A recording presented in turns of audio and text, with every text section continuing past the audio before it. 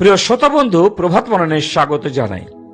গতকাল আমরা দেখেছিলাম পূর্বপুরুষদের যুগেও দশমাংশ প্রচলিত ছিল, এমনকি যাকোবও প্রতিজ্ঞাবদ্ধ ছিল দশমাংশ বিষয়ে। আজ দ্বিতীয় নম্বরটা দেখার চেষ্টা করব, যা হলো মোশির বিধানিক অর্থনীতি। যেমন লেবীয় পুস্তক তার 27 অধ্যায় 32 থেকে 34 পদে লেখা আছে, আর গো মেষপালের দশমাংশ পাঁচনের নিচে দিয়া যা কিছু যায়, তাহার মধ্যে প্রত্যেক দশম পশু সদাপ্রভুর উদ্দেশ্যে পবিত্র হইবে। তাহা ভালো কি মন্দ, ইহার অনুসন্ধান সে করিবে না ও তাহার পরিবর্তন করিবে না।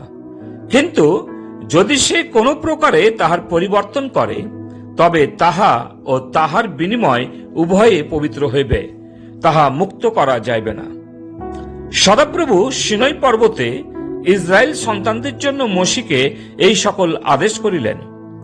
মোশিকে আদেশ করেছিলেন যেন ইসরায়েল জাতি ঈশ্বরের অংশ ঈশ্বরকে দেওয়ার জন্য যেন গম্ভীর হয়।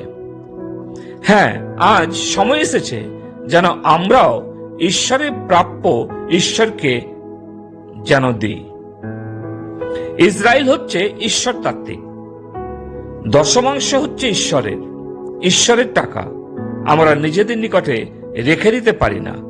ঈশ্বরের দশমাংশ নিয়ে আমরা ব্যবসা করতে পারি না, কারণ দশমাংশ ঈশ্বরের উদ্দেশ্যে পবিত্র। আমাদের সাবধান হওয়া উচিত। আজ বেশিরভাগ খ্রিস্টানরা দরিদ্র, আবার যাদের অর্থবল আছে তারা অন্তরে দরিদ্র। তাদের টাকা পয়সা প্রভুর কাজের জন্য বের করতে চায় না।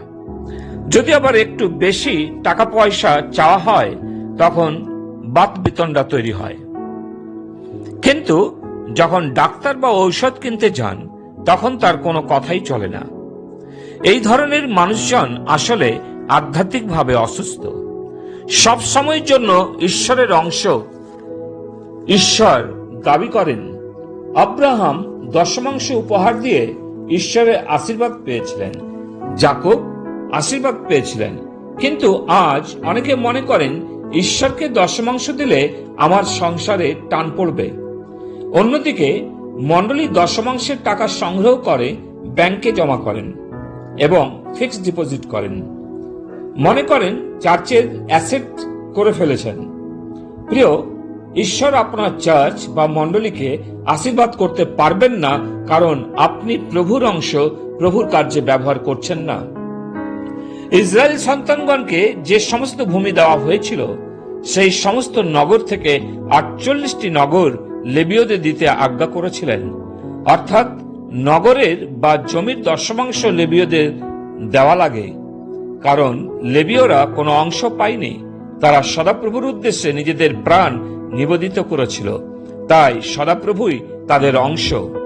যেমন গণনা পুস্তক তার 35 অধ্যায়ে প্রথম 8 পদ আপনারা এই শাস্ত্র অংশটি পাঠ করে নেবেন। আমি আপনাদের হয়ে পাঠ করতে চাই যিহোশূয়া তার 14 অধ্যায় 3 থেকে 5 পদ। কেননা জর্দনের ওপারে মোশে 2.5 বংশকে অধিকার দিয়াছিলেন, কিন্তু লেবীয়দিগকে লোকদের মধ্যে অধিকার দেন নাই।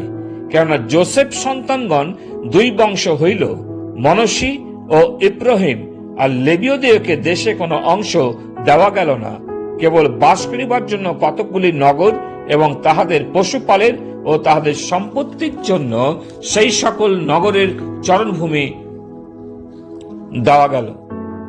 সদাপ্রভু মোশিকে যে আজ্ঞা দিয়েছিলেন, ইসরায়েল সন্তানগণ তদনুসারে কার্য করিল এবং দেশ বিভাগ করিয়া লইল। আবার গণনা পুস্তক 18 অধ্যায় 21 পড়ি, আর দেখো, লেবীর সন্তানগণ যে সেবা কার্য করিতেছে, সমাগম তাম্বু সম্বন্ধীয় তাদের সেই সেবা কর্মের বেতন রূপে আমি তাহাদের অধিকারতে ইসরায়েলের মধ্যে সমস্ত দশমাংশ দিলাম। 24 পদ বলে, কেননা ইসরায়েল সন্তানগণ সদাপ্রভুর উদ্দেশ্যে উত্তোলনীয় উপহার রূপে যে দশমাংশ উৎসর্গ করে, তাহা আমি লেবীয়দিগকে অধিকারার্থে দিলাম।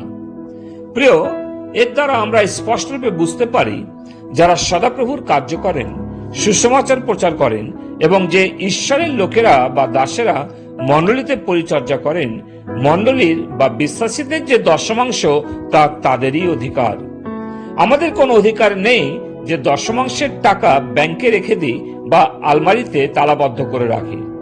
বাইবেল স্পষ্ট করে বলে আপনি দশমাংশ টাকা কাদের দেবেন।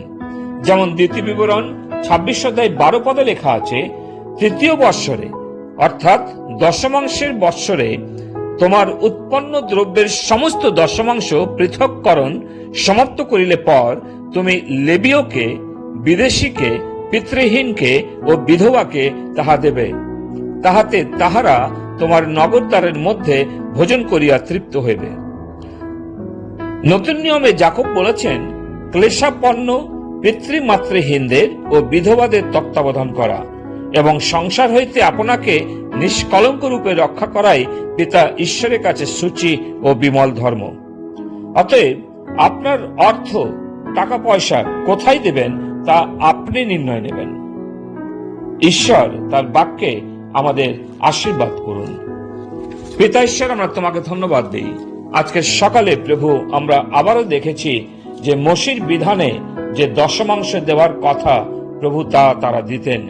প্রভু আমরা পড়েছি যে যেন প্রভু এই দশমাংশ যারা পাওয়ার যোগ্য যেন তাদেরকে আমরা উৎসর্গ করে দিই। তুমি আমাদের দয়া করো তা করতে। প্রার্থনা প্রভু যিশু নামে চাই, আমেন।